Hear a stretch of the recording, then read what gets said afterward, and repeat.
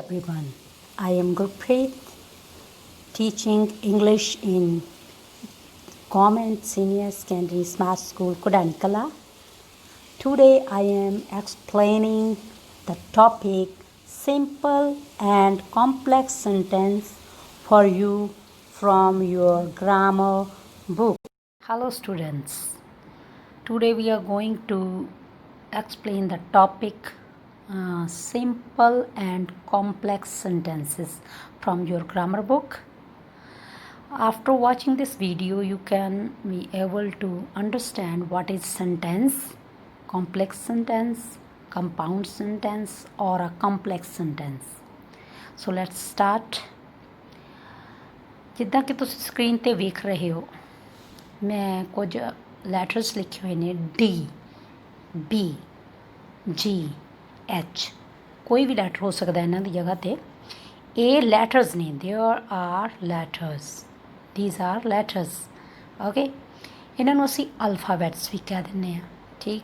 Alphabets ਇਹ ਕੀ ਨੇ? ਇਹ ਰੀਪ੍ਰਜੈਂਟ ਕਰਦੇ ਨੇ ਸਾਊਂਡ ਨੂੰ, ਅਸੀਂ ਇਹਨਾਂ ਨੂੰ ਸਿੰਬਲਸ ਵੀ ਕਹਿੰਦੇ ਹਾਂ, ਠੀਕ? ਇਹ ਕੋਈ ਵੀ ਜਿਵੇਂ ਡੀ ਡ ਦੀ ਸਾਊਂਡ ਦੇ ਰਿਹਾ ਨਾ, ਬੀ ਬ ਦੀ ਸਾਊਂਡ, ਇਸੇ ਤਰੀਕੇ ਨਾਲ ਇਹ ਸਾਊਂਡ ਨੂੰ ਰੀਪ੍ਰਜੈਂਟ ਕਰਦੇ ਨੇ ਜਿਹੜੇ ਲੈਟਰਸ ਨੇ, ਉਹਨਾਂ ਨੂੰ ਅਸੀਂ ਅਲਫਾਬੈਟ ਕਹਿੰਦੇ ਹਾਂ। ਅਤੇ ਇੰਗਲਿਸ਼ ਦੇ ਵਿੱਚ 26 ਅਲਫਾਬੈਟਸ ਨੇ, ਐਜ਼ ਯੂ ਨੋ। ਫਿਰ ਹੁਣ ਅਗਲੀ ਗੱਲ ਆ ਜਾਂਦੀ ਹੈ, ਸਾਰਿਆਂ ਨੂੰ ਛੋਟੀ ਜਿਹੜੀ ਕਿਸੇ ਵੀ ਲੈਂਗੁਏਜ ਦੀ ਹੁੰਦੀ ਹੈ ਸਾਊਂਡ ਆ, ਸਾਊਂਡ ਨੂੰ ਰੀਪ੍ਰਜੈਂਟ ਕਰਨ ਲਈ ਸਿੰਬਲ ਕ੍ਰੀਏਟ ਕੀਤੇ ਗਏ। ਸਿੰਬਲਸ ਤੋਂ ਅੱਗੇ ਕੀ ਬਣਦੇ ਨੇ, ਜਿਹੜੇ ਅਲਫਾਬੈਟਸ ਨੇ ਜਾਂ ਲੈਟਰ ਨੇ, ਉਹਨਾਂ ਤੋਂ ਅੱਗੇ ਵਰਡ ਬਣਦਾ, ਸ਼ਬਦ। ਜਿੱਦਾਂ ਹੁਣ ਅਸੀਂ ਇੱਥੇ ਬਣਾਇਆ GOD ਗੋਡ, ਜਾਂ BOY boy, GIRL girl, extra ਕੋਈ ਵੀ ਵਰਡ ਹੋ ਸਕਦਾ। ਅਸੀਂ ਅਲੱਗ-ਅਲੱਗ ਲੈਟਰ ਲਏ, ਉਹਨਾਂ ਨੂੰ ਜੋੜਿਆ ਅਤੇ ਇੱਕ ਸਾਡੇ ਕੋਲ ਵਰਡ ਬਣ ਗਿਆ। ਔਰ 2 ਲੈਟਰ ਵਰਡ ਵੀ ਹੋ ਸਕਦਾ, 3 ਲੈਟਰ ਵਰਡ ਵੀ ਹੋ ਸਕਦਾ, 4 ਲੈਟਰ ਵਰਡ ਵੀ ਹੋ ਸਕਦਾ, ਠੀਕ ਹੈ? ਕੋਈ ਵੀ ਹੋ ਸਕਦਾ। ਸੋ ਜਿਹੜਾ ਵਰਡ ਆ, ਇਹ ਹੈ ਯੂਨਿਟ ਆਫ ਲੈਂਗੁਏਜ ਦੀ ਇੱਕ ਯੂਨਿਟ ਆ, ਜਿਹੜੀ ਸਾਨੂੰ ਇੱਕ give us a single distant meaning, ਇੱਕ ਉਸ ਦਾ ਜਿਹੜਾ ਸ਼ਬਦ ਆ ਸਾਨੂੰ ਇੱਕ ਪੂਰਾ ਮੀਨਿੰਗ ਦੱਸਦਾ ਹੈ, ਠੀਕ ਹੈ? ਤੁਸੀਂ ਪੜ੍ਹਨ ਤੋਂ ਬਾਅਦ ਉਹਨੂੰ ਸਮਝ ਸਕਦੇ ਹੋ ਕਿ ਇਹਦਾ ਆ ਅਰਥ ਹੈ। ਅੱਗੇ ਹੁਣ ਲੈਟਰ ਤੋਂ ਵਰਡ ਬਣਿਆ, ਵਰਡਸ ਦੇ ਗਰੁੱਪ ਤੋਂ ਕੀ ਬਣਦਾ ਅੱਗੇ, ਉਹਨੂੰ ਅਸੀਂ ਫਰੇਜ਼ ਕਹਿੰਦੇ ਹਾਂ, ਜਿਹਨੂੰ ਪੰਜਾਬੀ 'ਚ ਅਸੀਂ ਕਹਿੰਦੇ ਹਾਂ ਵਾਕੰਸ਼। ਲਾਈਕ ਦੇਖੋ, ਇਨ ਦਾ ਮੋਰਨਿੰਗ, ਇਹਦੇ ਵਿੱਚ 3 ਵਰਡ ਲੈ ਗਏ ਨੇ, ਇਨ ਅਲੱਗ ਆ, ਦਾ, ਮੋਰਨਿੰਗ, 3 ਜਿਹੜੇ ਵਰਡਸ ਦਾ ਗਰੁੱਪ ਆ ਉਹ ਮਿਲ ਕੇ ਇੱਕ ਕੀ ਬਣ ਗਿਆ, ਫਰੇਜ਼ ਬਣ ਗਿਆ। ਇਸ ਤਰ੍ਹਾਂ ਤੁਸੀਂ ਹੋਰ ਫਰੇਜ਼ ਦੇਖੋ, ਔਨ ਦਾ ਟੇਬਲ, ਰਾਈਟ? ਇਹ ਦੋਨੋਂ ਫਰੇਜ਼ਸ ਨੇ। ਇਸ ਤਰੀਕੇ ਨਾਲ ਬਹੁਤ ਸਾਰੀਆਂ ਨੇ, ਪਰ ਇਹਨਾਂ ਦਾ ਜਿਹੜਾ ਕੋਈ ਕੰਪਲੀਟ ਸੈਂਸ ਆ ਜਿਹੜੀ ਉਹ ਨਹੀਂ ਆਉਂਦੀ, ਠੀਕ ਹੈ? I hope you can understand. ਹਾਂਜੀ, ਨੈਕਸਟ ਅੱਗੇ ਹੁਣ ਲੈਟਰਸ ਦੇ ਤੋਂ ਵਰਡ ਬਣ ਗਿਆ, ਵਰਡ ਤੋਂ ਫਰੇਜ਼ ਬਣ ਗਿਆ, ਫਰੇਜ਼ਸ ਤੋਂ ਅੱਗੇ ਸੈਂਟੈਂਸ ਹੋਂਦ ਵਿੱਚ ਆਉਂਦਾ, ਸੈਂਟੈਂਸ ਬਣਦਾ। ਸੈਂਟੈਂਸ ਕੀ ਆ? ਜਿੱਦਾਂ ਹੀ ਇਜ਼ ਅ ਬੋਆਏ, ਇਹ ਵੀ ਇੱਕ ਗਰੁੱਪ ਆਫ ਵਰਡ ਆ ਜਿਹਦੀ ਇੱਕ ਕੰਪਲੀਟ ਸੈਂਸ ਨਿਕਲਦੀ ਆ। ਹੁਣ ਆਪਾਂ ਨੂੰ ਡਿਫਾਈਨ ਕਿੱਦਾਂ ਕਰਾਂਗੇ? ਇਹ set of words that is complete in itself, ਸ਼ਬਦਾਂ ਦਾ ਸਮੂਹ ਆ ਜਿਨ੍ਹਾਂ ਦਾ ਆਪਦੇ ਆਪ ਦੇ ਵਿੱਚ ਕੋਈ ਅਰਥ ਆ, ਪੂਰਨ ਅਰਥ ਨਿਕਲਦਾ। In other words we can say a group of words that makes complete sense is called sentence. ਹੁਣ ਇਸੇ ਨੂੰ ਮੈਂ ਦੇਖੋ 2 ਤਰੀਕਿਆਂ ਨਾਲ ਲਿਖਿਆ ਥੱਲੇ, he is a boy, group of word ਆ, ਉਹ ਇੱਕ ਲੜਕਾ ਹੈ, ਕੰਪਲੀਟ ਸੈਂਸ ਨਿਕਲ ਰਿਹਾ, ਇਸ ਲਈ ਇਹ ਕੀ ਆ, ਰਾਈਟ ਆ, ਇਹ ਸੈਂਟੈਂਸ ਆ। ਇਹਨਾਂ ਨੂੰ ਹੀ ਜੇ ਮੈਂ ਉਗੜ ਦੁਗੜ ਕਰਕੇ ਲਿਖਣਾ, ਇੱਧਰ ਉੱਧਰ ਉਹਨਾਂ ਦਾ ਆਰਡਰ ਚੇਂਜ ਕਰਦਾ, ਬੋਆਏ ਇਜ਼ ਆ ਹੀ, ਕੀ ਇਹ ਸੈਂਟੈਂਸ ਬਣਿਆ? ਨਹੀਂ, ਕਿਉਂਕਿ ਇਹਦੀ ਕੋਈ ਕੰਪਲੀਟ ਸੈਂਸ ਨਹੀਂ ਨਿਕਲਦੀ, ਇਸ ਲਈ ਇਹ ਕੀ ਆ, ਇਹ ਸੈਂਟੈਂਸ ਨਹੀਂ ਬਣਿਆ। ਹਾਂਜੀ, ਨੈਕਸਟ ਸੈਂਟੈਂਸ ਤੋਂ ਬਾਅਦ ਅੱਗੇ ਗੱਲ ਆ ਜਾਂਦੀ ਹੈ ਕਿ ਸੈਂਟੈਂਸ ਕਿੰਨੀ ਕਿਸਮ ਦੇ ਹੁੰਦੇ ਨੇ ਜਾਂ ਉਹਦੀਆਂ ਕੀ ਟਾਈਪਸ ਨੇ। ਅਸੀਂ ਅੱਜ ਜਿਹੜੇ ਕਰ ਰਹੇ ਹਾਂ ਤਾਂ ਹੁਣ ਤੁਸੀਂ ਦੇਖੋ ਸਕਰੀਨ 'ਤੇ ਟਾਈਪ ਆਫ ਸੈਂਟੈਂਸ ਦੇ ਵਿੱਚ ਪਹਿਲਾ ਹੈਗਾ ਸਿੰਪਲ ਸੈਂਟੈਂਸ, ਸੈਕਿੰਡ ਹੈਗਾ ਕੰਪਾਊਂਡ ਸੈਂਟੈਂਸ, ਥਰਡ ਹੈਗਾ ਕੰਪਲੈਕਸ ਸੈਂਟੈਂਸ। ਹੁਣ ਅਸੀਂ ਇਹਨੂੰ ਇਕੱਲੇ ਨੂੰ ਡਿਫਾਈਨ ਕਰਦੇ ਹਾਂ ਤਾਂ ਕਿ ਤੁਸੀਂ ਚੰਗੀ ਤਰੀਕੇ ਨਾਲ ਸਮਝ ਸਕੋ। ਸਾਰਿਆਂ ਨਾਲੋਂ ਪਹਿਲਾਂ ਆ ਗਿਆ ਸਿੰਪਲ ਸੈਂਟੈਂਸ। ਜਿਹੜਾ ਸਿੰਪਲ ਸੈਂਟੈਂਸ ਆ ਹੈਜ਼ 1 ਸਬਜੈਕਟ ਐਂਡ 1 ਪ੍ਰੈਡੀਕੇਟ, ਠੀਕ? ਜਿੱਦਾਂ ਹੁਣ ਐਗਜ਼ਾਮਪਲ ਦਿੱਤੀ ਹੋਈ ਆ, ਦੇ ਮਿਸਡ ਦਾ ਟ੍ਰੇਨ। ਦੇ ਕੀ ਆ? ਸਬਜੈਕਟ ਆ। ਬਾਕੀ ਸਾਰਾ ਹਿੱਸਾ ਕੀ ਆ? ਮਿਸਡ ਦਾ ਟ੍ਰੇਨ ਕੀ ਆ? ਪ੍ਰੈਡੀਕੇਟ ਆ, ਜੋ ਸਬਜੈਕਟ ਨੂੰ ਡਿਫਾਈਨ ਕਰਦਾ, ਸਬਜੈਕਟ ਬਾਰੇ ਦੱਸਦਾ ਹੈਗਾ। ਜਿਹੜਾ ਹੁਣ ਇੱਕ ਹੋਰ ਸੈਂਟੈਂਸ ਦੇਖੋ, ਸ਼ੀ ਇਜ਼ ਰਾਈਟਿੰਗ ਆ ਨਾਵਲ। ਠੀਕ ਆ, ਇਹਦੇ 'ਚ ਸੀ ਆ ਜਿਹੜਾ ਸਬਜੈਕਟ ਆ, ਇਜ਼ ਰਾਈਟਿੰਗ ਆ ਨਾਵਲ, ਇਹ ਕੀ ਆ? ਪ੍ਰੈਡੀਕੇਟ ਆ। ਇੱਕ ਸਬਜੈਕਟ, ਇੱਕ ਪ੍ਰੈਡੀਕੇਟ, ਸਿੰਪਲ ਸੈਂਟੈਂਸ। ਇਹਦੇ ਵਿੱਚੋਂ ਦੇਖੋ ਵਰਬ ਦੇਖੀਏ ਜੇ ਅਸੀਂ, ਮਿਸਡ ਥੱਲੇ ਵਾਲੇ 'ਚ ਰਾਈਟਿੰਗ ਆ ਗਿਆ, ਰਾਈਟ। ਇਹ ਦੋਨੋਂ ਕੀ ਨੇ? ਵਰਬ ਨੇ। ਤਾਂ ਆਪਾਂ ਕਹਿ ਸਕਦੇ ਹਾਂ ਕਿ ਸਿੰਪਲ ਸੈਂਟੈਂਸ ਦੇ ਵਿੱਚ ਵਨ ਫਾਈਨਾਈਟ ਵਰਬ ਹੁੰਦਾ ਜਾਂ ਵਨ ਕਲੌਜ਼ ਹੀ ਹੁੰਦੀ ਆ, ਇੱਕ ਪੂਰੀ ਕਲੌਜ਼ ਆ। ਇਹਨੂੰ ਅਸੀਂ ਆਲਸੋ ਕਾਲਡ ਇੰਡੀਪੈਂਡੈਂਟ ਕਲੌਜ਼, ਜਿਹਦਾ ਆਪਣੇ ਆਪ ਦੇ ਵਿੱਚ ਕੋਈ ਅਰਥ ਨਿਕਲਦਾ ਹੈਗਾ, ਪੂਰਨ ਅਰਥ ਨਿਕਲਦਾ, ਉਹਨੂੰ ਅਸੀਂ ਇੰਡੀਪੈਂਡੈਂਟ ਕਲੌਜ਼ ਬੋਲਦੇ ਹਾਂ। ਤਾਂ ਸਿੰਪਲ ਸੈਂਟੈਂਸ ਆ ਜਿਹੜਾ, ਉਹਦਾ ਇੱਕ ਪੂਰਨ ਅਰਥ ਨਿਕਲਦਾ ਅਤੇ ਉਹ ਇੱਕੋ ਹੀ ਕਲੌਜ਼ ਆ, ਇਸ ਲਈ ਅਸੀਂ ਕੀ ਕਹਿੰਦੇ ਆ ਉਹਨੂੰ? ਇੰਡੀਪੈਂਡੈਂਟ ਕਲੌਜ਼ ਜਾਂ simple sentence. I hope you can understand simple sentence. Now move to next है जी कंपाउंड सेंटेंस। सिंपल तो बाद आ गए कंपाउंड सेंटेंस। ਹੁਣ ਦੇਖੋ ਕੀ ਲਿਖਿਆ ਆਪਾਂ ਇਹਨੂੰ ਡਿਫਾਈਨ ਕਿੱਦਾਂ ਕੀਤਾ। If two simple sentences joined by coordinating conjunction then it is a compound sentence। Means compound sentence ਦੇ ਵਿੱਚ ਦੋ ਸੈਂਟੈਂਸ ਹੁੰਦੇ ਨੇ ਜਿਹੜੇ ਕੋਆਰਡੀਨੇਟਿੰਗ ਕੰਜੰਕਸ਼ਨ ਦੇ ਨਾਲ ਜੋੜੇ ਜਾਂਦੇ ਨੇ ਅਤੇ ਦੋਨੋਂ ਹੀ ਆਪਣੇ ਆਪ ਦੇ ਵਿੱਚ ਇੰਡੀਪੈਂਡੈਂਟ ਨੇ, ਦੋਨਾਂ ਦਾ ਪੂਰਨ ਅਰਥ ਨਿਕਲਦਾ ਹੈ। ਐਗਜ਼ਾਮਪਲ ਦੇਖੋ, look at the sentence, Gurpreet loves mathematics. Gurpreet math ਨੂੰ ਪਿਆਰ ਕਰਦੀ ਹੈ, ਲਾਈਕ ਕਰਦੀ ਹੈ, ਠੀਕ ਹੈ। ਸਿਮਰਨ ਹੇਟਸ ਇਟ, ਪਰ ਸਿਮਰਨ ਆ ਜਿਹੜੀ ਉਹਨੂੰ ਪਸੰਦ ਨਹੀਂ ਕਰਦੀ, ਠੀਕ। ਪਹਿਲਾ ਇੱਕ ਸੈਂਟੈਂਸ ਹੋ ਗਿਆ, ਉਹਦਾ ਵੀ ਪੂਰਾ ਅਰਥ ਨਿਕਲਦਾ, ਦੂਜਾ ਸੈਂਟੈਂਸ ਉਹਦਾ ਵੀ ਪੂਰਾ ਅਰਥ ਨਿਕਲਦਾ। ਇਹਨੂੰ ਅਸੀਂ ਵੱਟ ਦੇ ਨਾਲ ਜੋੜਿਆ, ਜਿਹੜਾ ਕੀ ਆ? ਕੋਆਰਡੀਨੇਟਿੰਗ ਕੰਜੰਕਸ਼ਨ। ਵੱਟ ਕੀ ਹੈ ਇੱਥੇ? ਕੋਆਰਡੀਨੇਟਿੰਗ ਕੰਜੰਕਸ਼ਨ। ਅਗਰ ਅਸੀਂ ਇਹਨਾਂ ਨੂੰ ਅਲੱਗ-ਅਲੱਗ ਕਰਕੇ ਲਿਖ ਦਈਏ ਤਾਂ ਇਹ ਸਿੰਪਲ ਸੈਂਟੈਂਸ ਨੇ, ਦੋਨਾਂ ਦਾ ਪੂਰਨ ਅਰਥ ਨਿਕਲਦਾ। ਹੁਣ ਅਗਰ ਅਸੀਂ ਆਇਡੈਂਟੀਫਾਈ ਕਰਨਾ ਹੋਵੇ, ਸਾਨੂੰ ਸੈਂਟੈਂਸਿਸ ਦਿੱਤੇ ਹੋਏ ਨੇ ਕਿ ਕੋਆਰਡੀਨੇਟਿੰਗ ਕੰਜੰਕਸ਼ਨ ਲਗਾ ਕੇ ਕਿਹੜਾ ਕੰਪਾਊਂਡ ਸੈਂਟੈਂਸ ਆ, ਤਾਂ ਫਿਰ ਸਾਡੇ ਕੋਲ ਇੱਕ ਟ੍ਰਿਕ ਆ to find the compound sentence. Coordinating conjunctions ਨੇ ਉਹ ਸਾਨੂੰ ਦੱਸਦੇ ਨੇ ਕਿ ਇਹ ਕੰਪਾਊਂਡ ਸੈਂਟੈਂਸ ਹੈ। ਉਹਦੇ ਵਿੱਚ ਟ੍ਰਿਕ ਕੀ ਆ? ਫੈਨ ਬॉयਜ਼। ਮੈਂ ਲਿਖਿਆ ਇੱਥੇ ਦੇਖੋ ਤੁਸੀਂ, ਐਫ ਤੋਂ ਮਤਲਬ ਆ ਫॉर, ਏ ਤੋਂ ਮਤਲਬ ਆ ਐਂਡ, ਐਨ ਤੋਂ ਮਤਲਬ ਆ ਨੌਰ, ਬੀ ਤੋਂ ਮਤਲਬ ਆ ਵਟ, ਓ ਤੋਂ ਮਤਲਬ ਆ ਔਰ, ਵਾਈ ਤੋਂ ਯੈਟ, ਐਸ ਤੋਂ ਸੋ। ਇਹ ਜਿਹੜੇ ਸਾਰੇ ਕੀ ਨੇ? ਕੋਆਰਡੀਨੇਟਿੰਗ ਕੰਜੰਕਸ਼ਨਸ ਨੇ, ਠੀਕ।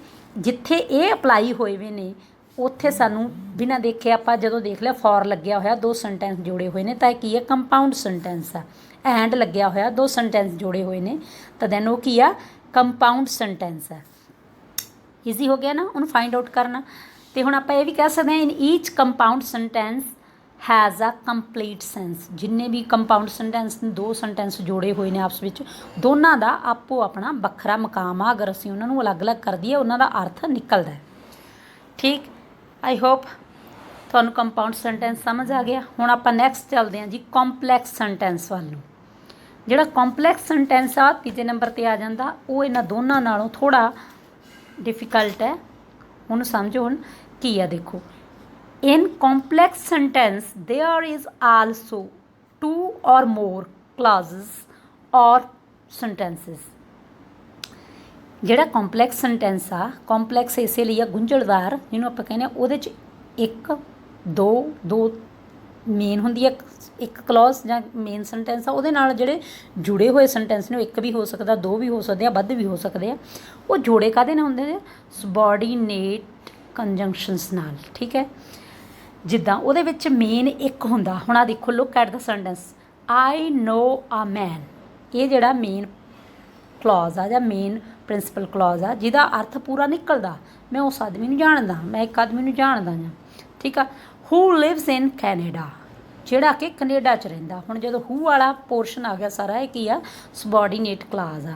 ਜੇ ਇਕੱਲਾ ਅਸੀਂ ਇਹ ਬੋਲੀਏ ਤਾਂ ਸਾਨੂੰ ਇਹਦਾ ਹੂ ਲਿਵਸ ਇਨ ਕੈਨੇਡਾ, ਕੌਣ ਰਹਿੰਦਾ, ਠੀਕ ਆ, ਸਵਾਲ ਉੱਠਦਾ। ਪੂਰਾ ਸੈਂਸ ਨਹੀਂ ਆ ਰਿਹਾ ਕਲੀਅਰ। ਇਹ ਜਿਹੜਾ ਸਬੋਰਡੀਨੇਟ ਕਲਾਜ਼ ਆ, ਇਹ ਮੇਨ ਕਲਾਜ਼ 'ਤੇ ਡਿਪੈਂਡ ਕਰਦਾ, ਕਲਾਜ਼ 'ਤੇ। ठीक है। मेन जिहड़ा पार्ट आ, मेन सेंटेंस आ जिहड़ा पहला हिस्सा ਉਹਦੇ ਤੇ डिपेंडेबल है, इसलिए ਇਹਨੂੰ डिपेंडेंट भी क्लॉज कहा जाता है ना। तो फिर जिहड़ा पहला हिस्सा गा जिन्हों आप प्रिंसीपल या मेन क्लॉज बोलते हैं ਉਹਦੀ एक कंप्लीट सेंस निकलती है, बट जिहड़ा दूसरा हिस्सा ਉਹਦਾ does not make complete sense. ਉਹ ਪਹਿਲੇ ਤੇ ਡਿਪੈਂਡ ਆ, ਜਦੋਂ ਪਹਿਲੇ ਨਾਲ ਜੁੜ ਕੇ ਆਊ ਤਾਂ ਹੀ ਉਹਦਾ ਅਰਥ ਕਲੀਅਰ ਹੋਊ, ਅਦਰਵਾਈਜ਼ ਉਹਦਾ ਜਿਹੜਾ ਅਰਥ ਆ ਉਹ ਕਲੀਅਰ ਨਹੀਂ ਹੁੰਦਾ। ਹਾਂਜੀ, ਅੱਗੇ ਵਧਦੇ ਹਾਂ ਹੁਣ ਅਸੀਂ। ਦੇਖੋ ਸਕਰੀਨ ਤੇ ਦਾ ਡਿਪੈਂਡੈਂਟ ਕਲੌਜ਼ ਆ ਜਿਹੜੀ, ਜਾਂ ਜਿਹਨੂੰ ਸਬੋਰਡੀਨੇਟ ਕਲੌਜ਼ ਬੋਲਦੇ ਹਾਂ ਅਸੀਂ, ਬਿਗਿਨਸ ਵਿਦ ਦਾ ਸਬੋਰਡੀਨੇਟ ਕੰਜੰਕਸ਼ਨਸ। ਉਹ ਹਮੇਸ਼ਾ ਇੱਕ ਸਬੋਰਡੀਨੇਟ ਕੰਜੰਕਸ਼ਨ ਦੇ ਨਾਲ ਸ਼ੁਰੂ ਹੁੰਦੀ ਆ। ਐਵੇਂ ਥੱਲੇ ਦਿੱਤੇ ਹੋਏ ਨੇ ਕਿਹੜੇ ਕਿਹੜੇ ਹੋ ਸਕਦੇ ਨੇ, ਲਾਈਕ ਆਫਟਰ ਹੋ ਸਕਦਾ, ਬਿਫੋਰ ਲੱਗਿਆ ਹੋ ਸਕਦਾ, ਬਿਕਾਊਜ਼ ਹੋ ਸਕਦਾ, ਆਲਥੋ, ਵੈਨ, ਸਿੰਸ, ਇਫ, ਅਨਲੈਸ। ਜਿੱਦਾਂ ਉਹਨੇ ਅਸੀਂ ਜਿਹੜੇ ਸੈਂਟੈਂਸਿਸ ਕੀਤਾ ਉਹ 'ਚ ਹੂ ਆ, ਵੈਨ ਵੀ ਹੋ ਸਕਦਾ, ਕੋਈ ਵੀ ਹੋ ਸਕਦਾ ਹੋਰ, ਠੀਕ ਹੈ। ਜਿੱਥੇ ਲੱਗਿਆ ਹੋਊਗਾ ਜਿਹੜੇ ਸੈਂਟੈਂਸ ਦੇ ਮੂਹਰੇ ਉਹ ਸਬੋਰਡੀਨੇਟ ਕਲੌਜ਼ ਆ, ਠੀਕ ਹੈ। ਹੁਣ ਅਸੀਂ 2 ਸੈਂਟੈਂਸ ਹੋਰ ਦੇਖਦੇ ਹਾਂ ਇਹਨੂੰ ਚੰਗੀ ਤਰ੍ਹਾਂ ਸਮਝਣ ਲਈ। ਆਈ like the ਬॉयਜ਼ who works hard. ਮੈਂ ਉਹ ਮੁੰਡਿਆਂ ਨੂੰ ਪਸੰਦ ਕਰਦੀ ਹਾਂ ਜਿਹੜੇ ਮਿਹਨਤ ਕਰਦੇ ਨੇ। I like the boys principal clause ਆ ਅਤੇ ਉਹਦਾ ਪੂਰਾ ਅਰਥ ਨਿਕਲਦਾ। ਹੂ ਵਰਕਡ ਹਾਰਡ ਉਹਦਾ ਪੂਰਾ ਅਰਥ ਨਹੀਂ ਨਿਕਲਦਾ ਜਿੰਨੀ ਦੇਰ ਅਸੀਂ ਪਹਿਲੇ ਵਾਲਾ ਉਹਦੇ ਨਾਲ ਨਹੀਂ ਬੋਲਦੇ। ਇਹਦੇ ਵਿੱਚ ਹੂ ਆ ਜਿਹੜਾ ਉਹ ਸਬੋਰਡੀਨੇਟਿੰਗ ਕੰਜੰਕਸ਼ਨ ਆ, ਠੀਕ। ਹੁਣ ਇਹ ਆਪਾਂ ਜ਼ਰੂਰੀ ਨਹੀਂ ਕਿ ਇਸੇ ਸੀਕੁਐਂਸ 'ਚ ਆਉਣਗੇ ਕਿ ਪਹਿਲਾਂ ਪ੍ਰਿੰਸੀਪਲ ਕਲੌਜ਼ ਆ ਰਹੀ ਹੈ ਅਤੇ ਸਬੋਰਡੀਨੇਟ ਕਲਾਸ ਬਾਅਦ 'ਚ ਆ ਰਹੀ ਹੈ, ਨਹੀਂ, ਇਹ ਪਹਿਲਾਂ ਵੀ ਆ ਸਕਦਾ। ਇਸੇ ਲਈ ਮੈਂ ਦੂਸਰਾ ਸੈਂਟੈਂਸ ਲਿਖਿਆ, ਦੇਖੋ, ਵੈਨ ਦਾ ਸਨ ਸੈਟ ਦੇ ਰਿਟਰਨਡ ਹੋਮ। ਹੁਣ ਇਹਦੇ ਵਿੱਚ ਵੈਨ ਵਾਲਾ ਜਿਹੜਾ ਸੈਂਟੈਂਸ ਆ, ਵੈਨ ਦਾ ਸਨਸੈਟ, ਉਹ ਸਟਾਰਟਿੰਗ 'ਚ ਲੱਗਿਆ ਹੋਇਆ, ਇਸ ਲਈ ਸਬੋਰਡੀਨੇਟ ਕਲਾਸ ਆ ਜਿਹੜੀ ਉਹ ਪਹਿਲਾਂ, ਅਤੇ ਦੇ ਰਿਟਰਨਡ ਹੋਮ ਉਹ ਬਾਅਦ 'ਚ ਲੱਗਿਆ ਹੋਇਆ, ਉਹ ਪ੍ਰਿੰਸੀਪਲ ਕਲੌਜ਼ ਬਾਅਦ ਵਿੱਚ ਆ ਗਈ, ਐਂਡ 'ਚ ਆ ਗਈ। ਇਹ 2 ਸੈਂਟੈਂਸ ਦੱਸਣ ਦਾ ਇੱਥੇ ਇਹ ਮੀਨਿੰਗ ਸੀ ਕਿ ਸੀਕੁਐਂਸ ਇਹਦਾ ਉਲਟ ਫੁਲਟ ਹੋ ਸਕਦਾ, ਜ਼ਰੂਰੀ ਨਹੀਂ ਕਿ ਉਸੇ ਸੀਕੁਐਂਸ ਦੇ ਵਿੱਚ ਆਉਣ। ਤੁਸੀਂ ਪਹਿਲੇ ਨੂੰ ਪ੍ਰਿੰਸੀਪਲ ਕਲੌਜ਼ ਲਿਖੀ ਜਾਓ, ਸੈਕਿੰਡ ਵਾਲਾ ਸਬੋਰਡੀਨੇਟ ਕਲੌਜ਼, ਠੀਕ ਆ। ਧਿਆਨ ਦੇਣਾ ਜਿੱਥੇ ਵੀ ਸਬੋਰਡੀਨੇਟਿੰਗ ਕੰਜੰਕਸ਼ਨਸ ਲੱਗਿਆ ਹੋਇਆ ਉਹ ਹੀ ਸਬੋਰਡੀਨੇਟ ਕਲਾਸ ਹੋਵੇਗੀ। ਕਲੀਅਰ। ਪਹਿਲੇ ਦੇ ਵਿੱਚ ਅਸੀਂ ਕੀ ਕਰਿਆ ਸੀਗਾ, ਉੱਥੇ ਅਸੀਂ ਕਿਹੜੀ ਕਲੌਜ਼ ਦੀ ਗੱਲ ਕਰੀ ਸੀਗੀ, ਕੀ ਲੱਗੀ, ਕਿਹੜਾ ਕੰਜੰਕਸ਼ਨ ਲੱਗਿਆ ਹੁੰਦਾ, ਕੋਆਰਡੀਨੇਟਿੰਗ, ਠੀਕ ਆ। ਉਹ 'ਚ ਕੋਆਰਡੀਨੇਟਿੰਗ ਸੀ, ਇਹ ਕੀ ਆ, ਸਬੋਰਡੀਨੇਟਿੰਗ ਕੰਜੰਕਸ਼ਨ। ਆਈ ਹੋਪ ਕਿ ਤੁਸੀਂ ਤਿੰਨੋਂ ਤਰ੍ਹਾਂ ਦੇ ਸੈਂਟੈਂਸ ਜਿਹੜੇ ਸਮਝ ਗਏ ਹੋਵੋਗੇ। ਆਹ ਦੇਖੋ ਇਹਦੇ ਸਟਰਕਚਰ ਵੱਲ ਹੁਣ ਇੱਕ ਵਾਰ ਸਾਰੇ 'ਤੇ ਨਿਗਾਹ ਮਾਰ ਲਓ। ਸੈਂਟੈਂਸ ਆ 3 ਤਰ੍ਹਾਂ ਦਾ, ਸਿੰਪਲ ਸੈਂਟੈਂਸ ਜਿਹਦੇ ਵਿੱਚ ਸਿਰਫ ਸਬਜੈਕਟ ਅਤੇ ਪ੍ਰੈਡੀਕੇਟ ਹੁੰਦਾ, ਇੱਕ ਫਾਈਨਾਈਟ ਵਰਬ ਹੀ ਯੂਜ਼ ਕੀਤਾ ਜਾਂਦਾ, ਠੀਕ। ਕੰਪਾਊਂਡ ਸੈਂਟੈਂਸ ਆ ਜਿਹੜਾ 2 ਸਿੰਪਲ ਸੈਂਟੈਂਸਾਂ ਨੂੰ ਮਿਲ ਕੇ ਬਣਦਾ, ਜਿਹੜਾ ਕਿ ਕੋਆਰਡੀਨੇਟਿੰਗ ਕੰਜੰਕਸ਼ਨ ਦੇ ਨਾਲ ਜੁੜਿਆ ਹੁੰਦਾ। ਦੋਨੇ ਇੰਡੀਪੈਂਡੈਂਟ ਸੈਂਟੈਂਸ ਹੁੰਦੇ ਨੇ, ਉਹਨਾਂ ਨੂੰ ਅਲੱਗ-ਅਲੱਗ ਕਰੀਏ ਤਾਂ ਪੂਰਨ ਅਰਥ ਨਿਕਲਦਾ। ਤੀਜਾ ਆ ਗਿਆ ਕੰਪਲੈਕਸ ਸੈਂਟੈਂਸ। ਕੰਪਲੈਕਸ ਸੈਂਟੈਂਸ ਦੇ ਵਿੱਚ ਇੱਕ ਮੇਨ ਸੈਂਟੈਂਸ ਆ ਅਤੇ ਇੱਕ ਉਹਦਾ ਸਬੋਰਡੀਨੇਟ ਆ, ਉਹਦੇ 'ਤੇ ਡਿਪੈਂਡੇਬਲ ਆ, ਹੈ ਨਾ। ਉਹ ਇੱਕ ਵੀ ਹੋ ਸਕਦਾ ਡਿਪੈਂਡੇਬਲ, 2 ਵੀ ਹੋ ਸਕਦੇ ਆ, ਠੀਕ। ਹੁਣ ਅੱਗੇ ਇਹਦੇ ਕੰਪਲੈਕਸ ਸੈਂਟੈਂਸ ਦੇ 2 ਹਿੱਸੇ ਬਣ ਗਏ, ਜਿੱਦਾਂ ਆਪਾਂ ਹੁਣੇ ਗੱਲ ਕੀਤੀ ਆ, ਪ੍ਰਿੰਸੀਪਲ ਕਲੌਜ਼ ਔਰ ਸਬੋਰਡੀਨੇਟ ਕਲੌਜ਼, ਠੀਕ ਆ। ਹੁਣ ਜਿਹੜਾ ਸਬੋਰਡੀਨੇਟ ਕਲੌਜ਼ ਆ ਉਹਦੇ ਅੱਗੇ 3 ਹਿੱਸੇ ਹੋਰ ਅੱਗੇ ਬਣ ਜਾਂਦੇ ਨੇ, ਜਿਵੇਂ ਨਾਊਨ ਕਲੌਜ਼, ਐਡਜੈਕਟਿਵ ਕਲੌਜ਼ ਔਰ ਐਡਵਰਬ ਕਲੌਜ਼। ਉਹ ਵੱਖਰਾ ਟੌਪਿਕ ਆ, ਉਹ ਵੱਖਰੇ ਟੌਪਿਕ ਦੇ ਵਿੱਚ ਅਸੀਂ ਕਰਾਂਗੇ। I hope you can understand and identify the sentence which is simple, which is compound or which is complex. Thank you.